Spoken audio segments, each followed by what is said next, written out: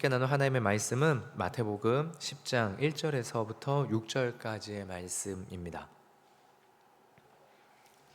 우리가 이 저녁에 함께 나눌 하나님의 말씀은 마태복음 10장 1절에서 6절까지의 말씀입니다. 우리 같이 함께 한 절 한 절 교독하고 마지막 6절은 합독하도록 하겠습니다. 제가 먼저 읽겠습니다. 예수께서 그의 12제자를 부르사 더러운 귀신을 쫓아내며 모든 병과 모든 약한 것을 고치는 권능을 주시니라.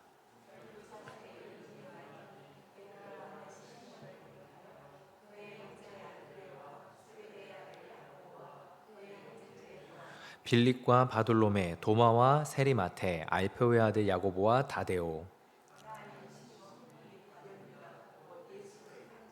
예수께서 이 12를 내보내시며 명하여 이르시되 이방인의 길로도 가지 말고 사마리아인의 고을에도 들어가지 말고 오히려 이스라엘 집에 잃어버린 양에게로 가라. 아멘. 기도하겠습니다. 하나님, 이 수요일 날에 아버지 하나님 예배, 기도, 정말로 주님 앞에 말씀을 듣고자 나온 아버지 우리 성도님들을 하나님께서 기억하여 주시옵소서. 한 사람 한 사람의 마음 가운데 예수 십자가 복음의 능력과 하나님의 언약의 말씀의 그 은혜를 사모하고 신뢰하는 마음들이, 믿음들이 더더욱 굳건하게 자랄 수 있도록 주님께서 특별히 더더욱 축복하여 주시옵소서. 모든 기도 제목들 가운데 하나님께서 응답하실 것을 신뢰하며 우리가 또한 예배 이후에 함께 기도할 수 있게 해주시고 하나님 앞에 나아가게 하소서. 예수님의 이름으로 기도합니다. 아멘. 마태복음 5장에서부터 9장까지는 예수님께서 메시아적 권위가 어떻게 있는지를 드러내는 장면이었습니다. 동시에 예수님의 사역이 가르치며 전파하며 치유하시는 사역임을 말하고 있었던 장면이 마태복음 5장 산상수훈에서부터 9장까지의 모든 내용들이었습니다. 이런 예수님의 권위와 사역은 이제 이스라엘 백성들의 상태를 목자 없는 양과 같이 여기며 긍휼히 여기시는 주님의 마음을 드러내므로 9장에서 마무리되어지는 것처럼 나타났습니다. 때문에 예수님은 이 양무리에게 목자 없는 양과 같은 그리고 그들을 향한 긍휼히 여기신 주님의 마음 때문에 예수님은 참된 목자가 직접 이 땅에 내려오셨고 죄의 권세가 다스리는 삶이 아니라 하나님의 권세가 다스리는 삶을 선포하시고 그 안으로 사람들이 들어오기를 원하시고 그렇게 하게끔 하셨습니다. 그리하여서 예수님께서 사역을 시작하시면서 선포하셨던 그 메시지는 회개하라 천국에 가까이 왔느니라 그 메시지셨고, 동시에 그 메시지에 담겨있는 의미 그리고 그것이 어떻게 실현되는지를 산상수훈에서 의미를 설명해 주시고 어떻게 실현되는지는 8장 9장에 있는 그 모든 기적들을 통해서 예수님의 메시아적 권위로 실현됨을 보여주셨습니다. 오늘 본문은 그러한 예수님의 사역이 예수님 개인에게서 그 제자들에게로 확대되는 장면입니다. 그래서 이 가운데서 우리가 두 가지 함께 나누고자 합니다. 첫 번째는 예수님은 완성된 사람을 사용하시는 것이 아니라 자신이 부르신 사람들을 사용한다라는 것입니다. 오늘 본문의 1절부터 4절을 제가 좀 빠르게 읽겠습니다. 예수께서 그의 12제자를 부르사 더러운 귀신을 쫓아내며 모든 병과 그 모든 약한 것을 고치는 권능을 주시니라. 12사도의 이름은 이러하니 베드로라는 시몬을 비롯하여 그의 형제 안드레, 세베대 아들 야고보, 그의 형제 요한, 빌립, 바돌로메, 도마, 세리마테, 알포의 아들 야고보, 다데오, 가나나인 시몬 및 가룟유다, 곧 예수를 판 자라. 마태복음 10장 1절을 보면요, 예수님께서 12제자를 부르십니다. 그리고 그들에게 더러운 귀신을 쫓아내며 모든 병과 모든 약한 것을 고치는 권능을 주시죠. 본문은 제자들이 얼마나 뛰어난 사람인지를 설명하지 않습니다. 이들의 어떤 출신이나 이런 부분들이요, 중간중간에 조금 수식어가 붙어 있는 사람들이 있지만 그 수식어가 붙은 이유는 뭐냐면 이름이 같은 사람들이 있으니까 같은 이름의 사람들을 분류하기 위해서 수식어를 붙인 것 뿐이지 이 제자들이 어떤 능력을 가졌다거나 아니면 어떤 유력한 가문의 출신이라던가 어떤 이런 것을 드러내는 설명은 일절 없습니다. 그러니까 본문이 강조하는 것은 제자들의 면면이 어떠하다가 아니라 본문이 강조하는 것은 예수님이 어떤 행동을 했냐입니다. 예수님께서 하신 행동은 무엇이냐? 부르셨고 권능을 주셨다라는 것입니다. 그리고 더 나아가면요, 2절에 가면 이들을 1절에서는 12제자라고 되어 있는데 2절에서는 12사도라고 부릅니다.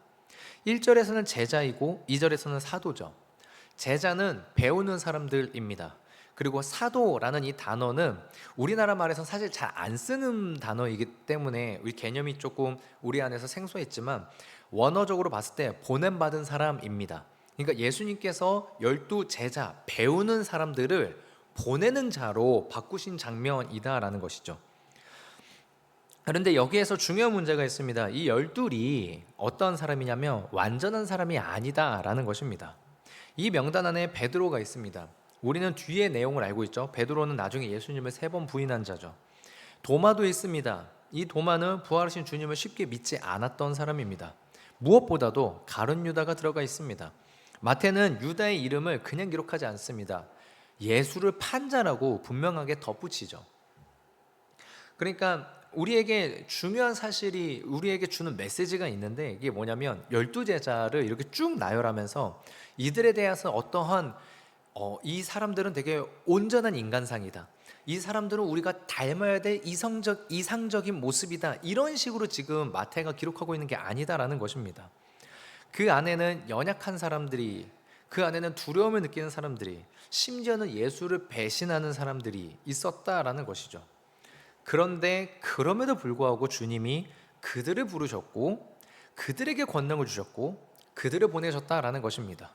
그러니까 의미하는 바가 뭐냐? 사람의 능력의 어떠함이나 사람이 가지고 있는 혈통의 어떠함이 아니라 모든 예수 그리스도의 제자, 그 예수 그리스도의 사도의 그 모든 조건은 다른 어떠한 인간적인 것이 아니라 딱 한 가지, 주님이 부르셨느냐, 그 부르신 주님이 권능을 주셨느냐, 이것 하나만이라는 것입니다.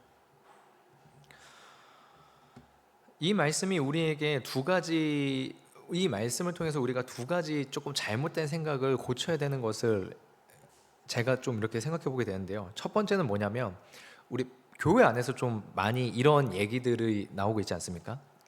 나는 아직 부족하니까 이 봉사를 할 수 없습니다. 저는 아직 조금 이렇게 뭐 성경적 지식도 부족하고 기도의 어떤 그런 것도 부족해서 이 부서 사역이나 아니면 이런 책임을 질 수 없습니다 라고 하는 내용들이 우리들 안에서 종종 있지 않습니까? 근데 자신의 부족함을 아는 것은 물론 중요한 내용이죠. 근데 부족함을 아는 것과 부족함을 이유로 해서 주님의 부르심을 피하고 외면하는 것은 다르다라는 것입니다. 본문의 제자들도 완전하지는 않았습니다. 그런데 주님께서 그들을 부르셨습니다.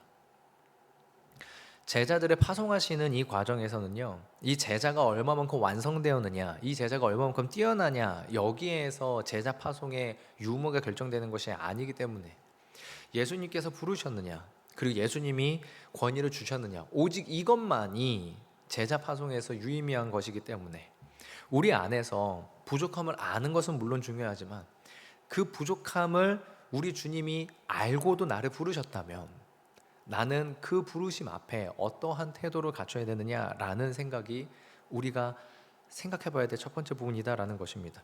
2번째는 이것입니다. 이것과는 완전 반대되는 건데요. 뭐냐면 내가 이 일을 맡게 되었으니 나는 이 일을 할 만한 능력과 어떤 자격을 인정받은 사람이다라고 착각하게 되는 경우입니다.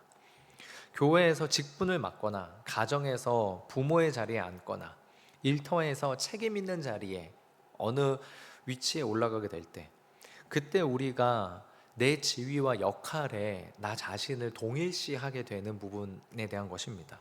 나에게 결정권이 있고 이 많은 지위와 역할이 나에게 주어졌으니까 내 안에서 어느 순간 나도 모르게 이것을 동일시하게 되는 부분입니다. 내 존재는 이만큼이다, 내 존재는 이 정도는 된다라는 것이죠.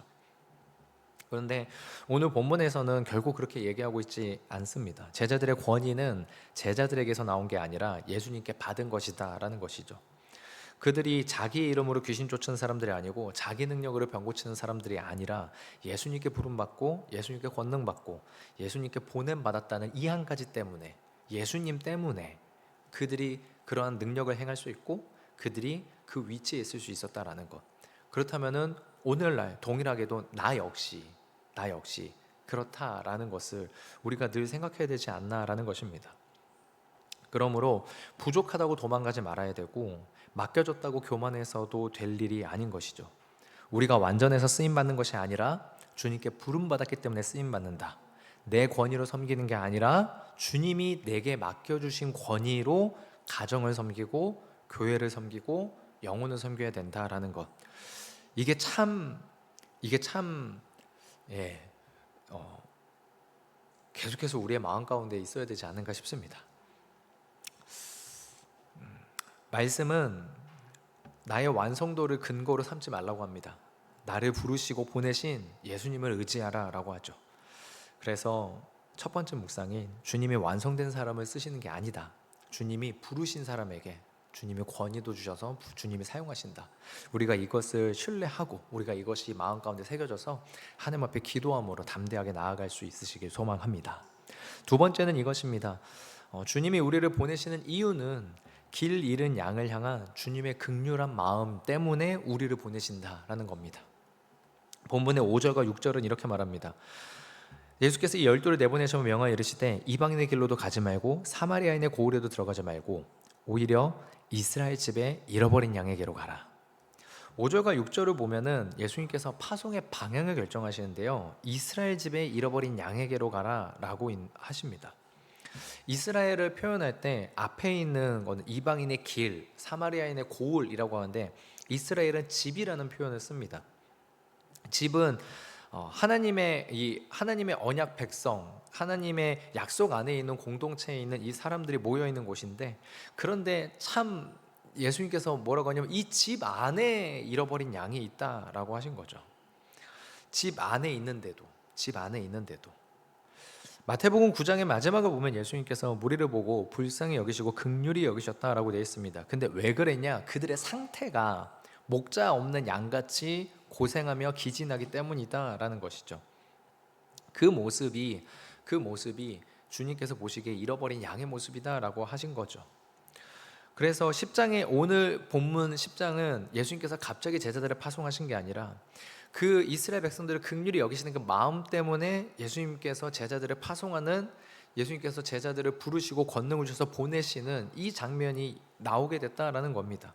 제자들이 능력이 뛰어나서, 제자들이 자격이 괜찮아서, 제자들의 외적인 어떠함이 좋아서 제자들을 파송하신 게 아니라 예수님의 마음 가운데 이 잃어버린 양들을 어떻게 해야 되겠느냐라는 그 긍휼함 때문에 완전하지 아니한 제자들임에도 불구하고 권능을 주셔서 보내신 거고, 분명히 선함이 부족한 어떤 죄인된 모습이 여전히 남아있는, 의심하는 모습이 여전히 남아있음에도 불구하고 예수님이 보내셨다라는 겁니다. 때문에 우리가 지금 현재 우리의 가정, 우리의 일터, 우리의 교회에서 어떤 섬기는 자리에 있거나 내 위치에 있는 이 모든 것은, 그래 내가 지난 30년 나의 인생관, 나의 40년, 50년, 60년, 70년 인생을 살아오면서 내가 가진 경험의 어떤, 내가 가진 능력의 어떤, 내가 가진 어떤 이 분야에 대한 전문적인 지식의 어떠함 때문에 내가 지금 있는 이 위치가 아니라 주님께서 그 가정을, 주님께서 이 교회를, 주님께서 그 일터를 주님이 긍휼히 여기셔서 나를 그 자리에 보내셨다라는 이 마음이 우리에게 있어야 된다라는 것입니다. 동시에 이 마음을 가지면서 우리가 생각해야 될 것이 또 있습니다. 하나는 뭐냐면, 먼저는 개인적으로 내 안에서, 나도 교회 안에 있지만 주님이 나의 목자 되심을 인정하지 않는 잃어버린 양은 아닌가라는 나 자신에 대해서 한번 생각해 봐야 되는 거겠고요. 또 다른 하나는 주님의 일을 주님의 긍휼하신 마음으로 하는 게 아니라 내 유능함이나 내 영향력을 확인하고자 내가 이 사역을 하고 있거나 내가 이 위치에서 직분을 누리고 있는 것은 아닌가라는 것입니다. 오늘 본문은 주님이 분명히 우리를 보내시는 이유는 길 잃은 양을 향한 주님의 긍휼 때문이다라고 분명히 언급하고 그 연장선에서 제자를 보내고 있음을 말하고 있습니다. 예수님은 잃어버린 양을 외면하지 않으시고 집안에 있으나 길 잃은 양도 포기하지 않으시고, 그리고 연약하고 불완전한 제자들도 버리지 않으십니다. 하나님의 주권 아래에서, 하나님의 그 주권 아래에서 그 모든 양들도, 이 모든 제자들도 주님께서 다 아울러서 하나님의 뜻 가운데에서 하나 되고 펼쳐지고 하나님의 나라가 확장되게 사용하시죠. 때문에 우리가 만약에 누군가를 누군가 내가 섬기는 어떠한 그것이 가정이 됐건 직장이 됐건 교회가 됐건 어떠한 내가 섬기는 위치나 지위나 무엇인가에 어디에 있든지 간에 우리가 언제나 좀 생각해야 될 것은 과연 내 안에 이 주님의 긍휼의 마음이 나한테도 있는가라는 겁니다.